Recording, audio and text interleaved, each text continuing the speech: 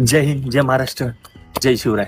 पुणेकरांनो आणि महाराष्ट्रातील सर्व लोकांना सर्वांसाठी आरटीओने 1 जून पासून नवीन नियम लागू केले आहे. आता जिथं तुम्ही ड्रायव्हिंग प्रशिक्षण घेणार तिथंच तुम्हाला टेस्ट देता येणार. आता ड्रायव्हिंग लायसन्स साठी एकदम कमी शुल्क लागणार. नंबर 1 लर्निंग लायसन फक्त 150 रुपये. नंबर 2 लर्निंग लायसन चाचणी 50 रुपये. नंबर 3 ड्रायव्हिंग टेस्ट 30 रुपये. नंबर 4 ड्रायव्हिंग लायसन 200 रुपये.